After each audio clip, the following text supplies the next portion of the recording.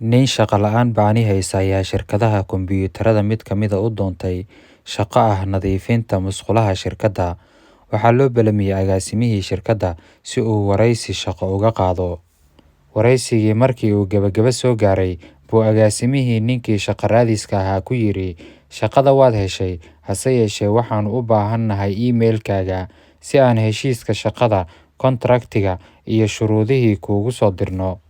Ninkii shaqo raadiska ahaa wuxuu ku jawaabay, "Email ma lihi, gurigana kombiyuutar maba ii yaallo."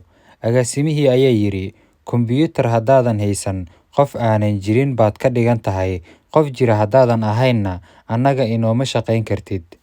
Ninkii wuxuu iska tegay isaga oo irdihii oo dhan ay ka soo xirmeen oo niyad jabsan. $10 oo lacag oo dhan uu ka haystay buu 10 kiilo oo strawberry ah ku iibsaday. Markaas buu bilaabay inuu guryaha xaafadaha irdaha u garaaco si uu u iibiyo. Markii ay ka dhammaatay inta suuqii ku laabtay, buu wuxuu haystay mar kale strawberry ku soo iibsaday oo xaafadaha la wareegay. Maalintii waxay dhammaatay isaga oo $20 oo faa'iido ah haysta. Intaas kadib ninkii wuxuu ogaaday inaanay shaqadu aad u dhib badnayn. Subaxdii xigtay buu suuqa aaday 3 jeer buuna isaga daba laabtay. Muddo kadib wuxuu bilaabay inuu suuqa aroorta hore u kallaho si uu 4 jeer maalintii ugu laabto. Ninkii dakhligiisii wuxuu bilaabay inuu kobco ilaa uu iibsaday mooto bajaaj uu badeecada ku qaato. Muddo iyo shaqo badan kadib, ninkii wuxuu iibsaday gaari yar oo xamuul ah ilaa uu hantiyay dukaan khudaarta lagu iibiyo. Sannado kadib, ninkii wuxuu noqday milkiilaha shirkadda khudaarta dhoofisa ee ugu weyn magaalada. Ninkii wuxuu bilaabay inuu mustaqbalka ka fikiro. Wuxuu go'aansaday inuu shirkaddiisa caymis ka geliyo shirkadda ugu weyn shirkadaha caymiska magaalada.